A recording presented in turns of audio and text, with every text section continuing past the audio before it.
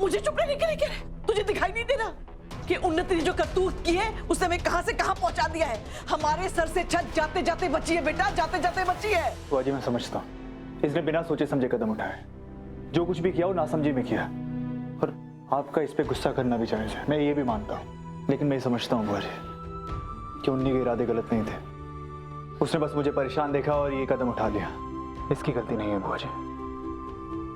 Thank you so much भैया मुझे समझने के लिए। अब ये सोचो कि करना क्या है, क्योंकि वो लोग चुप नहीं बैठेंगे, हमारे साथ तो और बुरा बुरा करेंगे। मुझे यकीन है वो कोई बड़ा गेम प्लान बना रहे हैं। हाँ।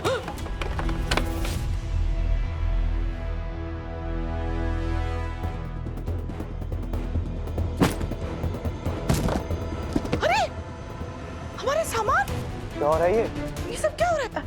अरे अरे अरे ये मेरे महंगे कपड़े, वो क्या रहा है ये? अरे कोई बताएगा ये सब क्या ड्रामा है?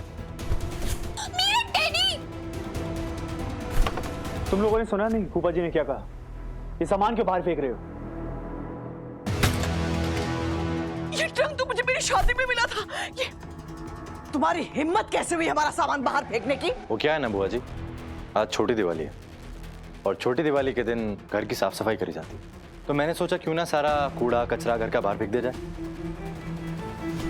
खबरदार रोहित, मत भूलो ये हमारा भी घर है।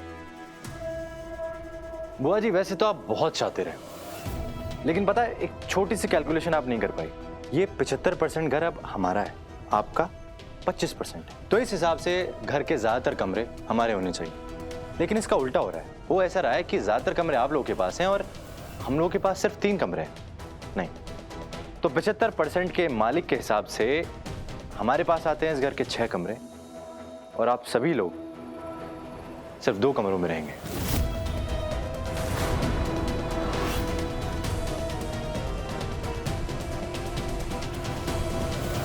ये क्या कह रहे हैं राघव? और हम में से आपको कोई जाने के लिए नहीं बोल रहा है, आप रहिए, लेकिन अपनी लिमिट के हिसाब से थोड़ा औकात में रहिए।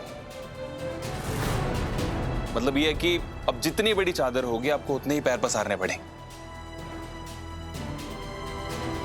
अरे पर हम सारे लोग 2 कमरों में एडजस्ट कैसे करेंगे? कबूतर खाने के पंछी नहीं है हम लोग, सूर्यवंशी है सूर्यवंशी। हमारे घर के नौकर भी अपने अपने कमरों में रहते हैं, समझ में आई बात? हाँ तो ठीक है ना, नौकरों के साथ रहिए। देखिए वो हमारा प्रॉब्लम नहीं है, आप खुद सॉर्ट आउट करिए, लेकिन कमरे आपको 2 ही मिलेंगे, एडजस्ट कर लीजिए। मुझे ऐसा क्यों लग रहा है कि सब कुछ तुम दोनों अपनी मर्जी से कर रहे हो? तुम्हारे उस लेडी बॉस को कोई आइडिया नहीं? ऐसा हो सकता है, लेकिन है कहां वो महानता की मूर्ति रीत? उसे भी तो पता चले कैसे फालतू लोगों को उसने अपने टीम में भर के रखा हुआ है। रीत, रीत, रीत, कहाँ हो तुम रीत? तुम्हारे पास सच में बहुत सारे कपड़े हैं उन्नति, तुम्हारा रूम खाली करने में तो मेरी जान निकल गई। पर तुम चिंता मत करो, मैंने तुम्हारा सारा सामान इसमें अच्छे से रख दिया, तो तुम्हें अपने पार्टी वेयर और नॉर्मल कपड़े ढूंढने में ज्यादा प्रॉब्लम नहीं होगी।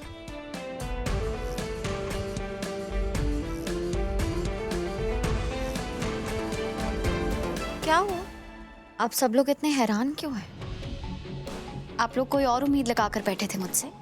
क्योंकि आप सबकी शक्ल देखकर तो ऐसे ही लग रहा है जैसे मैंने आपका दिल तोड़ दिया, जबकि सच तो ये है कि आपके पास दिल नाम की कोई चीज ही नहीं।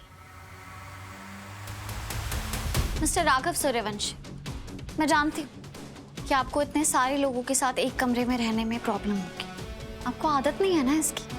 पर कहते हैं ना, ऐसी चुनौतियों से लड़ते हुए ही तो इंसान ऊंचा उठता है। तो बस इस मौके का फायदा उठाइए। मैं जानता हूँ तुम मुझसे बदला लेने के लिए कर रही हो, तो बेशक ये 2 कमरे भी हड़प लो। नहीं जरूरत मुझे इस घर में रहना ही नहीं है, मैं बाहर अपनी कार में रहूंगा।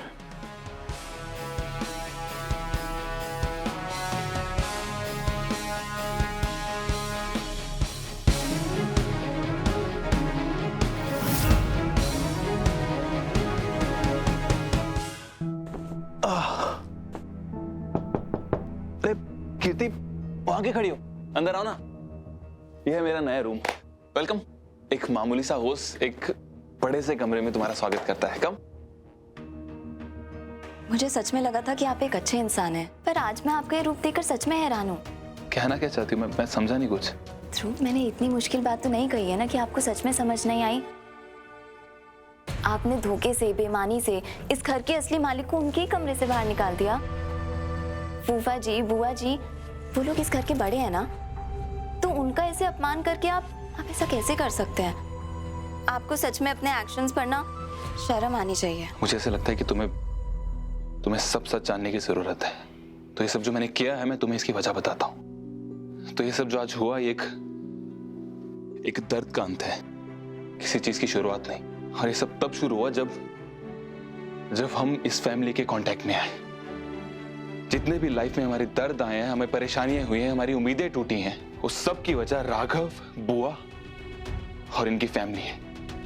और ये कहानी तब शुरू हुई जब नीता आंटी, राघव की मां, कोमा से बाहर आई।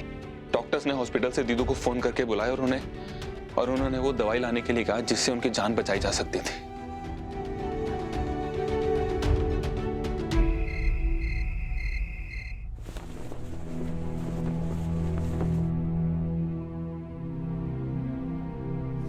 राघव, आपको बिस्तर बनाना भी नहीं आता? रीति, इतना भी मुश्किल काम नहीं है। अच्छा, तो ठीक है, आप ही बनाइए। ठीक है, तो बना देता हूँ। आप गलत कर रहे हैं। तो एक काम करो, तुम मुझे सिखा दो। देखो, ये पकड़िए।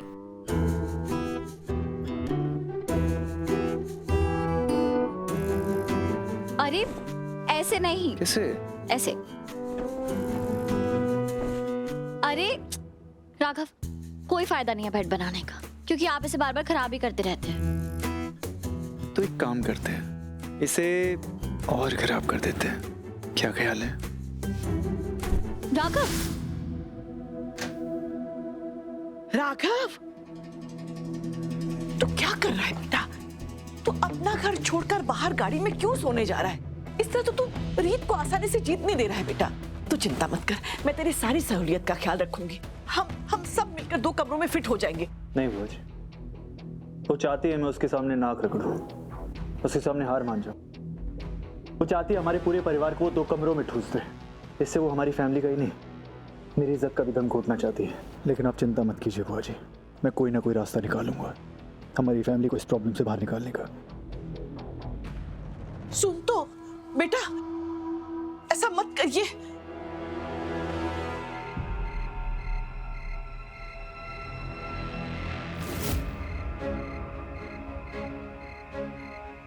ये यहाँ क्या कर रही है?